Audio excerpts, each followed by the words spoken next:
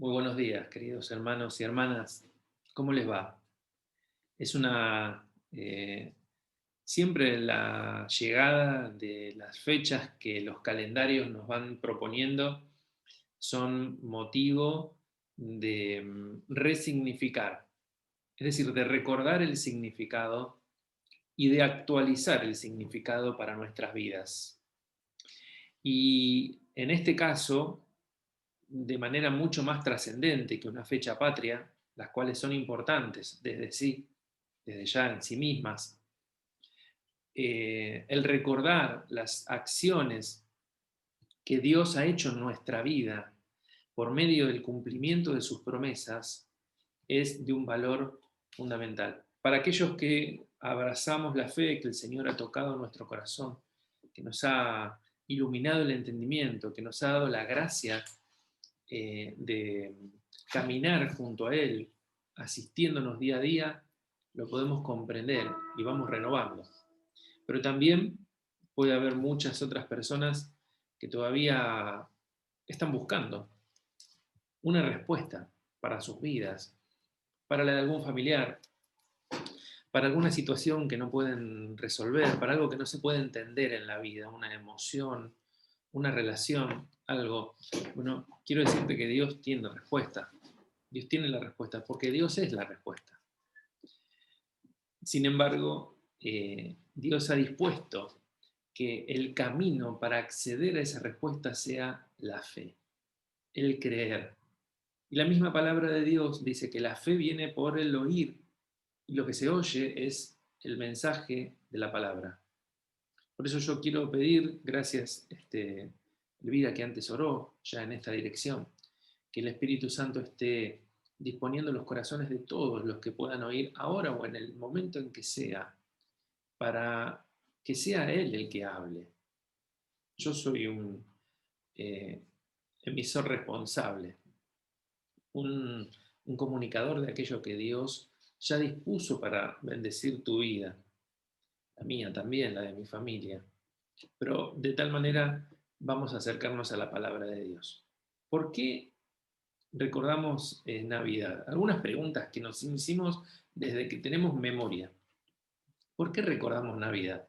¿Qué recordamos en Navidad? El nacimiento de Jesús. Muy bien. ¿Por qué Jesús nació? ¿Por qué? ¿Quién es Jesús? El Hijo de Dios. Muy bien. ¿Por qué Dios tuvo que hacer ese hombre? ¿Por qué fue parte del plan de Dios?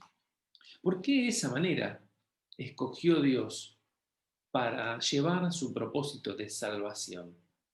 Porque si hay algo que recorre a la palabra de Dios de principio a fin, el mensaje de Dios, la naturaleza de Dios, es la comunicación de la voluntad salvadora de Dios. Dios quiso otorgar a la humanidad el regalo de la salvación, un regalo que solamente Dios podía dar. En la carta a los Romanos, Pablo dice en el capítulo 3 que por cuanto todos pecaron, todos estamos destituidos de la gloria de Dios. Todos estamos privados de la gloria de Dios. El pecado, la rebeldía, que nuestra naturaleza humana está atravesada y eh, constituye parte de nuestra naturaleza humana, nos aparta de Dios en cuanto a la voluntad redentora de Dios. Hay muchos que dicen y hablan de Dios y que creen en términos de decir, sí, aceptan que puede haber una existencia, pero el creer al que se refiere la palabra es el creer consagrando nuestra vida a Dios. ¿Por qué Dios se hace humano? Porque Dios es fiel a sus promesas.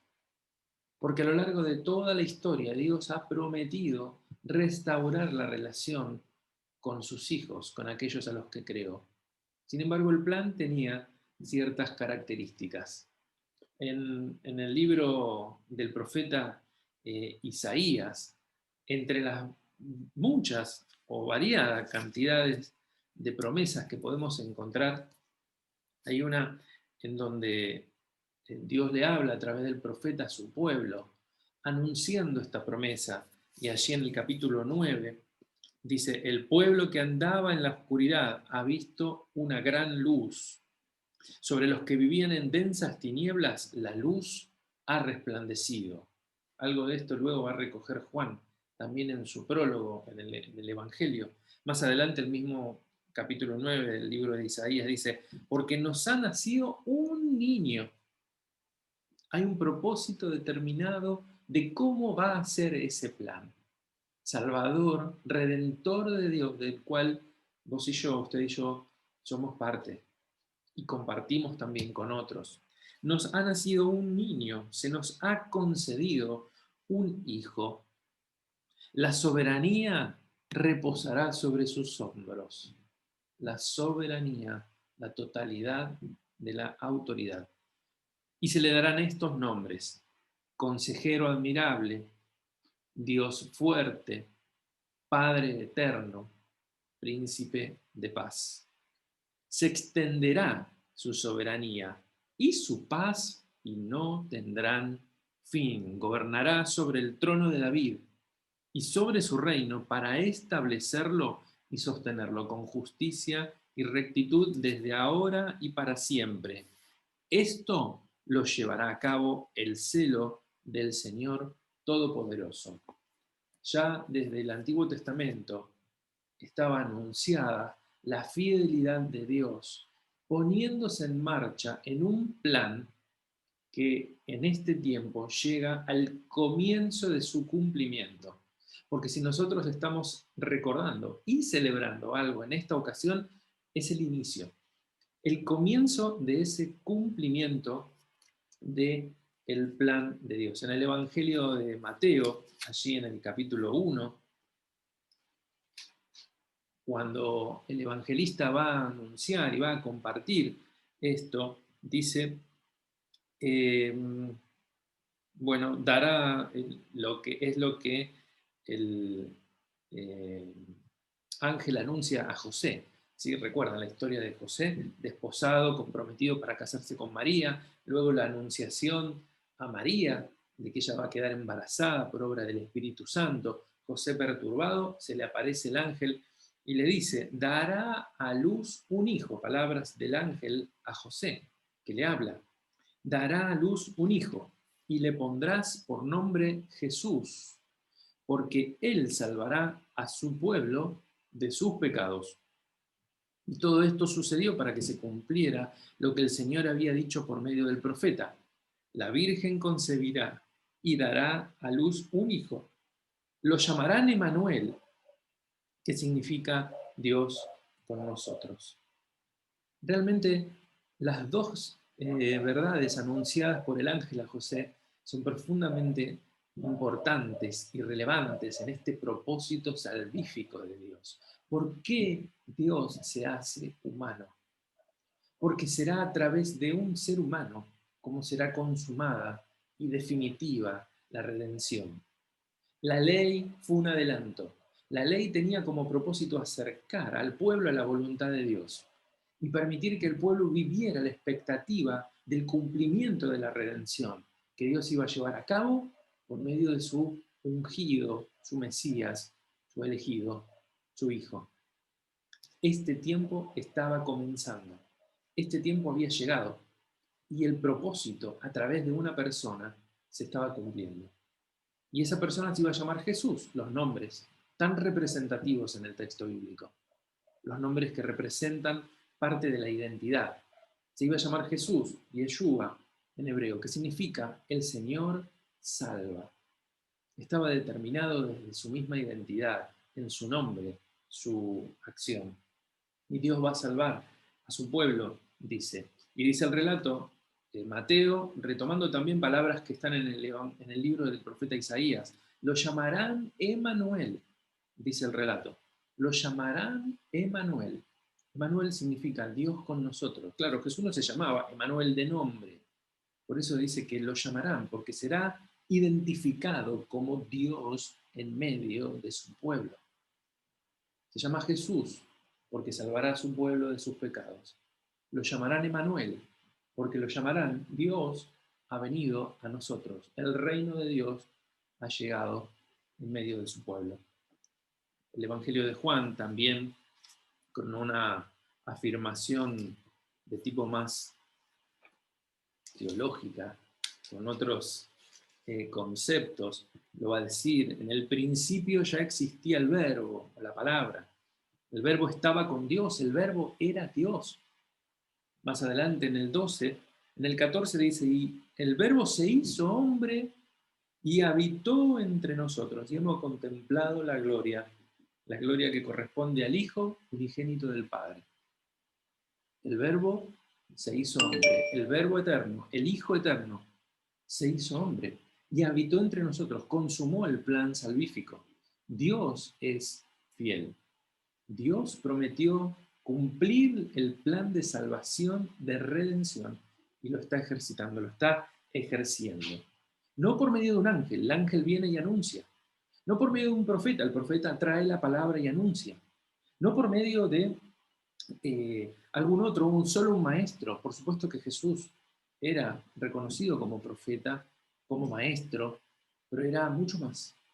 Y a esa otra función redentora de ser hijo de Dios no se accedía por medio del reconocimiento simplemente de palabras escritas, sino que demandaba abrir el corazón.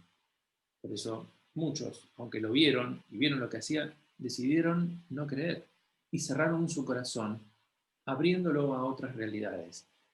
El prestigio, la religiosidad, la posición, sus propias vidas, sus orgullos, lo que fuera importante para cada uno.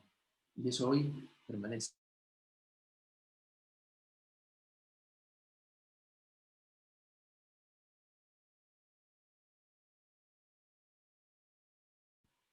A ver, ahí sí. Se había silenciado mi micrófono, disculpen. Cuando nosotros compartimos y predicamos la buena noticia, es, como dice la misma parábola, una semilla que es esparcida y cae en distintos terrenos. ¿Por qué Dios se hace hombre? Porque la fidelidad de Dios se manifiesta y nos confronta con nuestra propia incertidumbre, como la de los que esperaban en aquel momento. Nos invita a volver, como dice Hebreos 12:2, la mirada puesta fija en Jesús. Cada Navidad es una confrontación con nuestras propias preguntas. El mundo celebra tantas cosas en Navidad, tantos conceptos, pero la palabra nos invita a volver a poner, y el mensaje que nosotros debemos responsablemente compartir es, la Navidad es mirar a Jesús y a ver qué resulta de allí, porque la mirada de Jesús está siempre presente. No la mirada acusadora, sino la mirada compasiva, la mirada que invita a venir a Él. ¿Y qué va a responder, qué vas a responder vos? ¿O qué responderán aquellos a quienes yo les comparta? La palabra nos invita a poner nuestros ojos en Jesús, nos invita a creer y cada día confiar y entregarnos cada día en eso. Romanos 12 dice eso, Romanos 12:1 dice, entreguemos nuestras vidas como una ofrenda consagrada a Dios verdaderamente. ¿Por qué? Porque en Jesús Dios estaba consumando su propósito de reconciliación. Reconciliación, una restauración. ¿Cuántos de nosotros se nos dificulta concebir siquiera esta idea de la reconciliación? Dios estaba asumiendo hacia una humanidad enemistada un propósito, un plan de reconciliación, de restauración.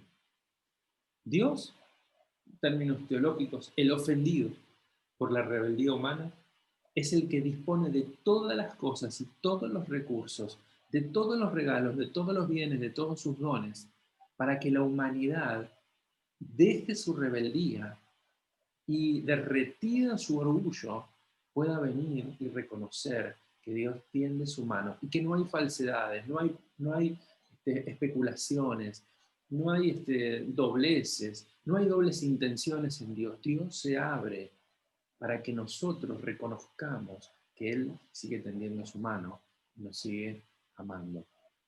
¿Por qué Dios se hace humano? Porque Dios sí es fiel. Y su fidelidad se manifiesta por medio de la reconciliación con tu vida, con la mía. Y como dice el mismo pasaje, Dios nos ofrece este ministerio, nos da a nosotros, sus hijos, esta tarea. Hijo mío, te doy este tesoro. Vos te ves a vos mismo como una vasija de barro de un valor endeble, pero dentro hay un tesoro que yo confío en vos. Y ese tesoro te lo doy para que lo compartas. Compartí con otros que mi reconciliación está disponible, que mi reconciliación está ofrecida y que lo hago de la manera más natural que pueda haber, que es en tu vida cotidiana. La primera, el primer punto para hoy, ¿por qué Dios se hace humano? Porque Dios cumple la fidelidad, en su fidelidad cumple la promesa de redención. Rápidamente, una segunda cuestión que yo quiero compartir, una segunda reflexión, es el nacimiento del Salvador. Reímos recién el texto, Fito nos hizo leer al comienzo de nuestro culto el pasaje del Evangelio de Lucas, pero ¿por qué se dio del modo en que se dio? ¿No? ¿Por qué el nacimiento del Mesías, del Hijo de Dios, del Salvador de la humanidad, del Redentor de los pecados, se dio de la manera en que se dio? Yo simplemente quiero compartir dos reflexiones a partir de esto. Y una es que no proviene Jesús de la política. No proviene del campo de la política. No es el hijo de un rey político. No es el hijo ni del sumo sacerdote de ese contexto. No es el hijo del rey de Judea, ni de Galilea, ni del emperador de Roma. Jesús no es hijo de ninguno de esos. Es hijo de una joven virgen comprometida para casarse con un heredero de la familia del rey David. Y allí hay toda una elección de tomar de parte del pueblo elegido de Dios, de aquel identificado como el hombre conforme al corazón de Dios, alguien para que cumpla el propósito de ser redención, de ejercer la redención. No es una autoridad en el orden humano, sino que es una autoridad en el orden divino. En el Evangelio de Lucas, el pasaje que nosotros leímos, en el capítulo 1, versículo 1, en realidad, perdón, no Lucas, sino en Mateo, Mateo 1.1, dice, que es la genealogía, ¿no? Dice, tabla genealógica de Jesucristo, hijo de David, el linaje de la dinastía divina, del reino de Dios, identificado con el rey David, el rey elegido por Dios, hijo de Abraham. Aquel que además de estar identificado con el pueblo de Israel, con el patriarca, está identificado con el Padre de la fe. Aquel a quien llegamos por medio de la fe, no por medio simplemente de un conjunto de escrituras fundamentales, que son las que Dios dispuso como camino para caminar sobre ellas y llegar finalmente a nuestro encuentro con el Salvador. Y luego sí, Lucas capítulo 2, versículo 4, dice José, que era descendiente del rey David. Hay una identificación de por qué tiene que darse de esa manera. Porque no es Jesús un rey del orden del mundo. No es un orden político el que se manifiesta en Jesús, sino que es un orden divino. Toca sobre el corazón.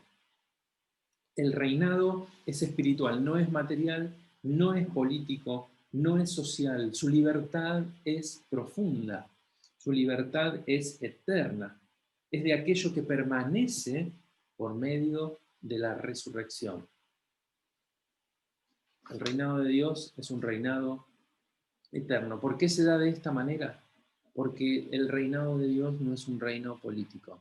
Y Él no nace en el seno de una familia política, gobernante o especial, sino nace en el propósito del pueblo de Dios que va a salvar al pueblo de Dios. ¿Cuál es el pueblo de Dios? Aquel que crea en Jesús y reúna en Él todas las cosas. En segundo lugar, Jesús llega en medio de nuestra vida cotidiana. Dice el pasaje, mientras estaban allí en el versículo,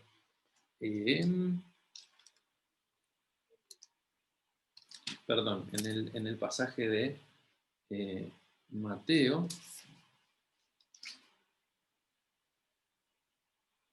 en el pasaje de Mateo,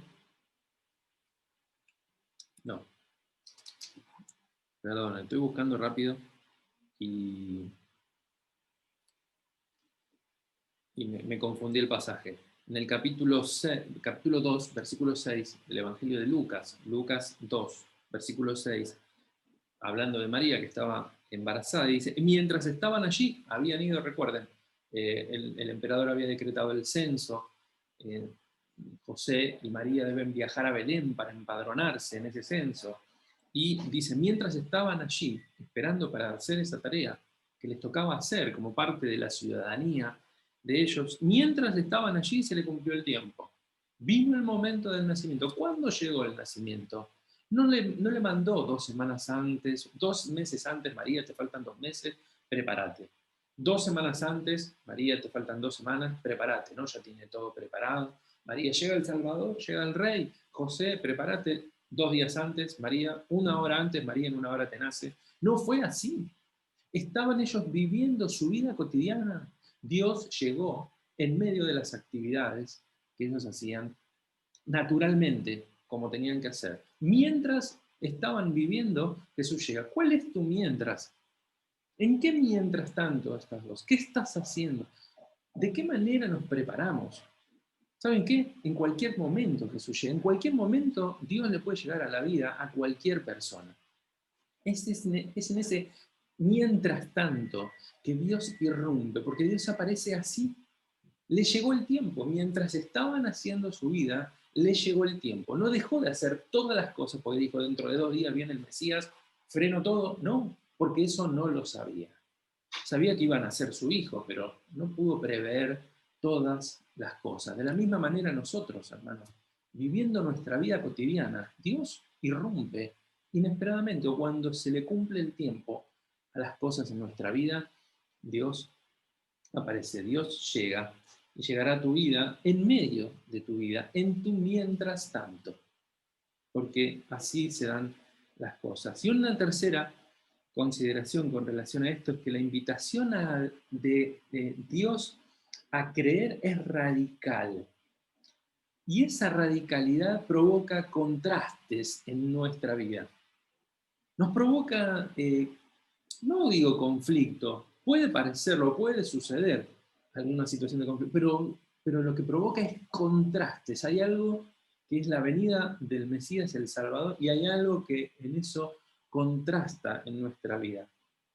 En el capítulo 2, versículos 10 al 12, dice, pero el ángel les dijo, se le aparece el ángel, como leímos al principio, se le aparece a los pastores, no tengan miedo, miren que les traigo buenas noticias, que será motivo de mucha alegría para todo el pueblo. Dice, hoy les ha nacido en la ciudad de David un Salvador, que es Cristo el Señor. Hasta allí el anuncio. Y aquí lo contrastable.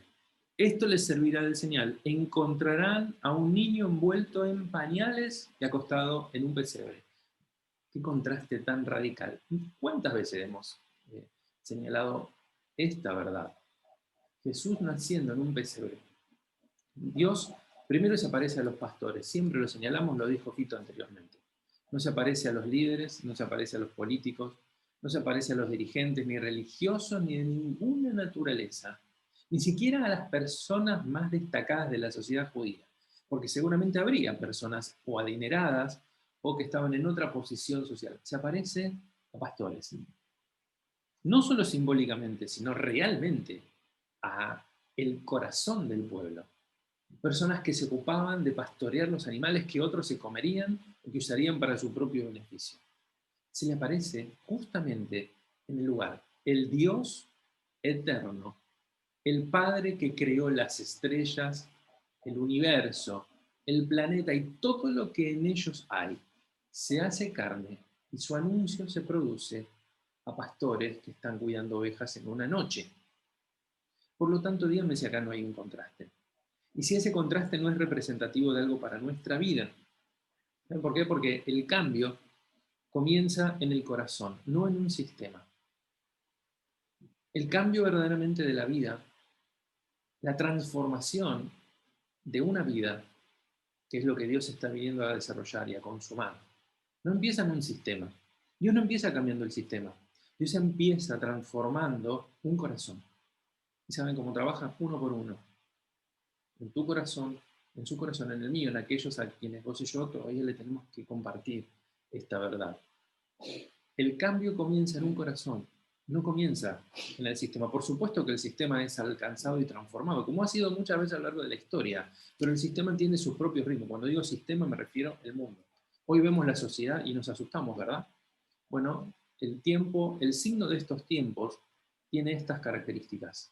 Bastante difícil, por cierto, perdón. Sin embargo, el propósito de Dios no cambia porque cambie el sistema. El sistema es oscilante, el propósito de Dios no es permanente y permanece. El propósito salvífico es siempre en el corazón. Claro, puede haber corazones endurecidos, puede haber corazones con forma de piedra, en las cuales la semilla no quede, sino que rebote y quede al costado. Y un ave o el enemigo se la lleve.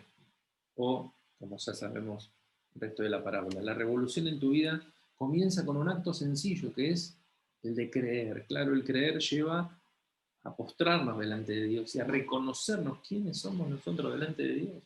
Pecadores, imposibilitados de ejercer nuestra propia salvación, caemos rendidos, arrepentidos delante de la soberanía de Dios que ejerce, como dice Isaías, sin fin sobre nuestra vida y sobre toda la creación.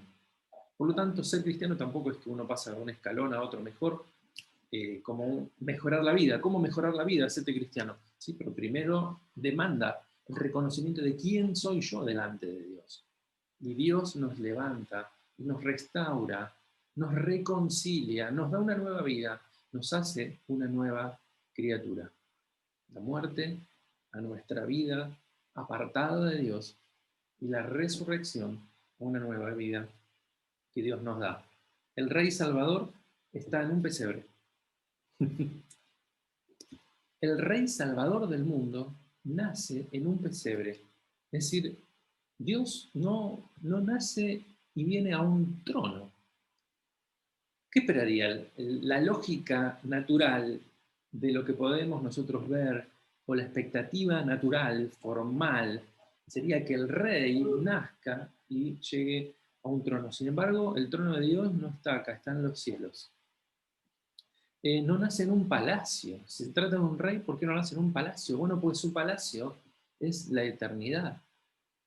Es de otro orden, ya lo dijimos, no es político, sino que tiene que ver con su pueblo. No nace y viene a un trono, porque su trono está en los cielos. No nace en un palacio, porque su palacio es la eternidad, pero tampoco nace en un templo hecho por manos humanas, porque el templo a donde Dios nace es tu corazón. Es allí donde Dios llega en esta Navidad, a tu corazón. Ese será el templo que Dios decida habitar.